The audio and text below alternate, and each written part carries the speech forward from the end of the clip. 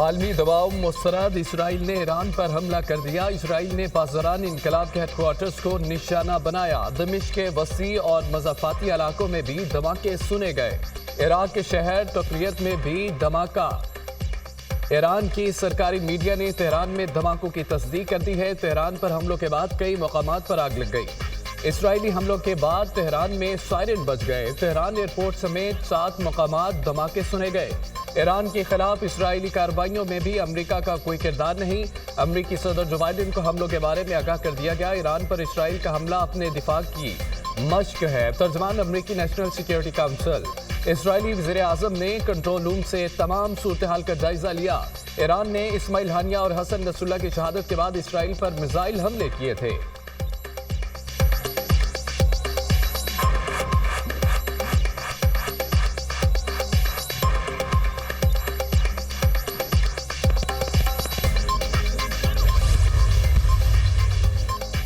नए तैनात chief justice Yahya Afridi आज अपने ओहदे का हल्फ उठाएंगे। हल्फबर्दारी की तकरीर दीवान सदर में सुबह 11 बजे होगी।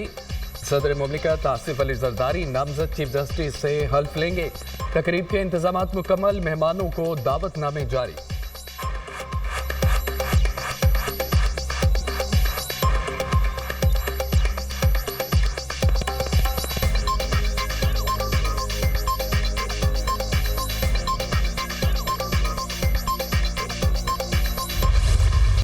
इस्लामाबाद में सिंजानी टोल प्लाजे के करीब कैदियों की 3 वैन्स पर नामालूम अफराद का हमला। वैन्स में सवार पीटीआई के 3 एमपीए समेत मुतअद्दिद कैदी फरार।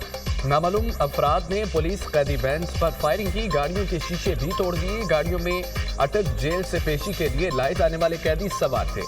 कैदियों में ज्यादा तादाद पीटीआई एहतजाजी कारकुनों की थी। इंतशार अंगेजी और दहशतगर्दी मुकदमात में नामजद मुल्जमान थे। करनौल के इलाके में पुलिस का हमला आवरों की गिरफ्तारी के लिए सर्च ऑपरेशन। पुलिस के आनी शाहिदीन से पूछताछ। पुलिस ने हमले में मुलविस 4 मुल्जमान को गिरफ्तार कर लिया। वजीर बहबूद आबादी खैबर पख्तूनख्वा का बेटा भी शामिल। तमाम हवालातियों और मुतासरा कैदी वैन्स को पुलिस लाइन मुंतकिल कर दिया गया।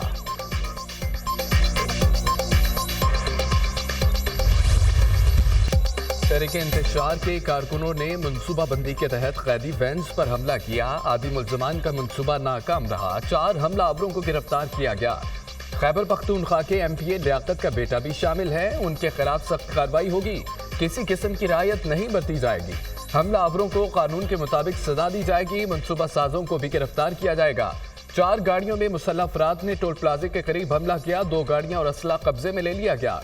कैपिटल हिल और लंदन रॉयल्स वाकयात में भी मुल्जमान को सजाएं हुई। 9 मई के मुल्जमान को सजा मिल गई होती तो ऐसे हमले करने की जुर्रत ना होती। तहरीक इंसाफ का रद्द अमल मुज़ाहिका खेज और फिल्म की स्टोरी लगती है। पीटीए के तर्जुमान को झूठ बोलते हुए शर्म आनी चाहिए। वज़ीर इत्तलात अता तारड़ की खुसूसी गुफ्तगू।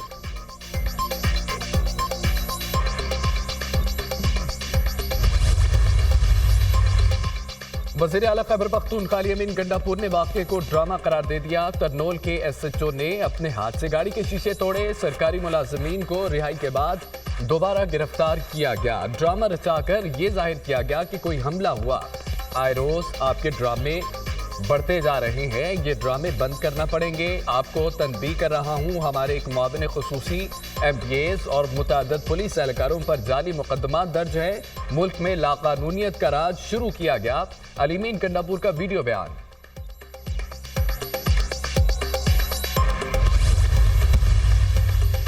तमाम कैदियों को दोबारा गिरफ्तार कर लिया गया। हमले के बाद कुछ कैदी वैन से फरार हुए थे। 3 कैदी वैन में 82 मुल्जमान मौजूद थे। मुल्जमान को पेशी के बाद अटक जेल मुंतकिल किया जा रहा था। हमला आवरों की तादाद 30 से जायद थी। हमला आवरों में एमपी का बेटा भी शामिल है। आईजी इस्लामाबाद अली नासिर रिजवी की गुफ्तगू। हमला आवर असलाब, डंडे, पत्थरों से लैस थे।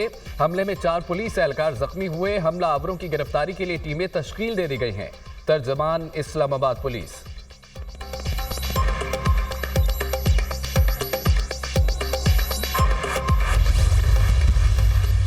केस सुनते हैं, कागज पे कुछ फिक्रे लिखे होते हैं, अंदाजा लगाना होता है कहाँ सच है कहाँ झूठ है।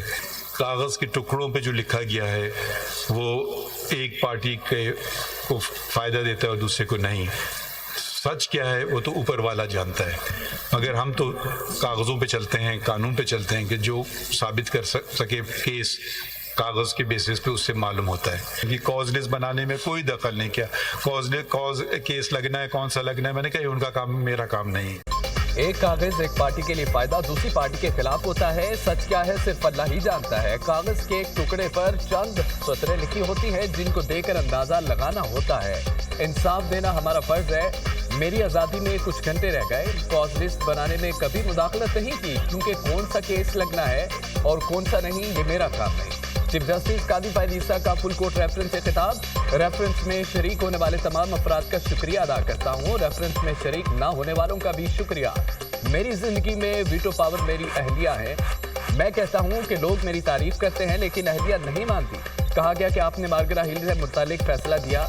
मैंने कहा जानवरों का भी एक घर है।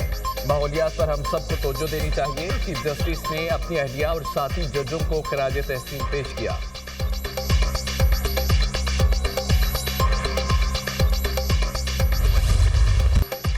सुप्रीम कोर्ट में चीफ जस्टिस कादी फायद ईसा की रिटायरमेंट पर full court reference. Justice Mansoor Ali Shah, Justice Munib Akhtar, Justice Ayesha Malik, Justice Malik Shahzad और जस्टिस अतहर मिनल्ला रेफरेंस में शरीक न हुए। फुल कोर्ट रेफरेंस में तैनात chief justice Yahya Afridi, 2 ad hoc और 2 शरई अदालत के जजेस समेत 16 जजेस की शिरकत। जस्टिस मंसूर अली शाह उम्रे की अदायगी के बाइस मक्का में है। चीफ जस्टिस कादी फायद ईसा की कमी महसूस करेंगे। उनसे बहुत कुछ सीखा। चीफ जस्टिस अच्छा दौर गुजार कर जा रहे हैं। चीफ जस्टिस कादी फायद ईसा को बेहतरीन इंसान पाया। खवातीन के हकूक के लिए किरदार अदा किया। चीफ जस्टिस कादी फायद ईसा के गुस्से के वक्त सिर्फ आपकी मदद अल्लाह ही कर सकता है। मैंने चीफ जस्टिस कादी फायद ईसा के गुस्से का कई बार सामना किया तो जुर्बा अच्छा नहीं था। चीफ जस्टिस के साथ बेंच में कई बार इख्तलाफ किया। चीफ जस्टिस ने हमेशा खुले दिल से मेरा मौक़िफ़ सुना। इख्तियारात की तकसीम के उसूल पर अमल होगा। फौरी तौर पर दूर दराज अदलिया से तवज्जो देना होगी। नए तैनात चीफ जस्टिस यहिया अफरीदी का खिताब।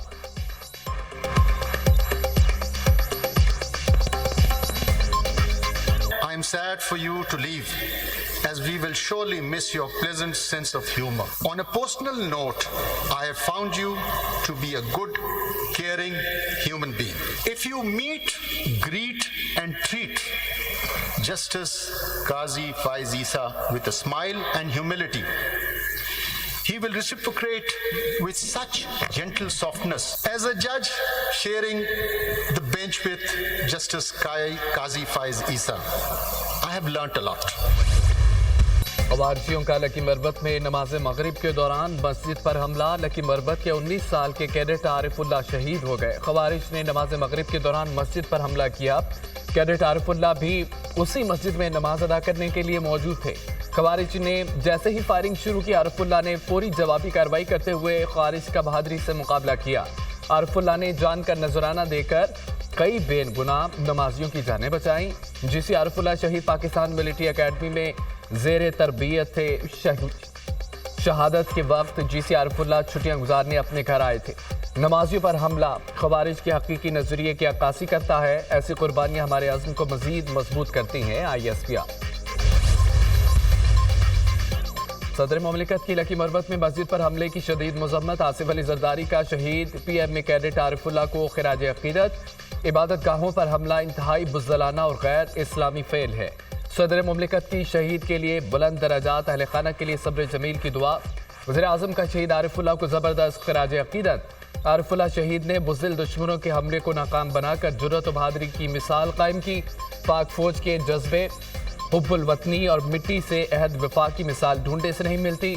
आरिफुल्लाह शहीद की फर्शनासी और लगन नौजवान नस्ल के लिए मशाल राह है। पाकिस्तानी कौम अपने शोधा की कुर्बानियों को कभी फरामोश नहीं कर सकती। वज़ीर आज़म शहबाज शरीफ।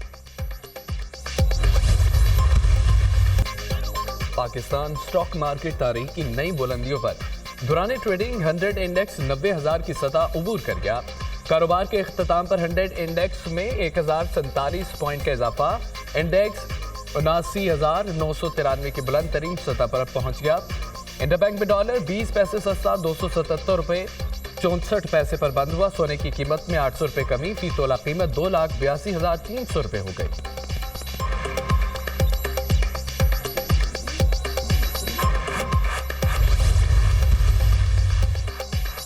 वज़ीर-ए-आज़म की 100 इंडेक्स के 90,000 पॉइंट्स की तारीखी सतह से तजावुज़ पर मुबारकबाद। सियासी मुखालिफिन को भी खरी खरी सुना दी। पाकिस्तान को डिफाल्ट के दहाने पर पहुंचाने वालों के ख्वाब चकनाचूर हो गए। हमने सियासत की कुर्बानी देकर रियासत बचाई। अवाम से अहद किया था कि मुल्क को मुजरमाना गफलत बरतने वालों की नाअहली के नताइज की भेंट नहीं चढ़ने दूंगा। आज अल्लाह के फजल करम से पाकिस्तान में हर मुहाज पर बेहतरी आई। पुरुम्मीद हूँ आइंदा चंद रोज में मईशत की बेहतरी के हवाले से मजीद खुशखबरियाँ मिलेंगी। स्टॉक मार्केट में मार्च 2024 से अब तक 36% इजाफा हुआ। महंगाई की शरह 38% से 6.9% पर आ गई। तरसीलात ज़र रिकॉर्ड 8.8 अरब डॉलर पर पहुंच गई। मुसलसल 2 माह से करंट अकाउंट सरप्लस में है। IPPs के साथ मुआहिदों पर नजरसानी शुरू हो चुकी।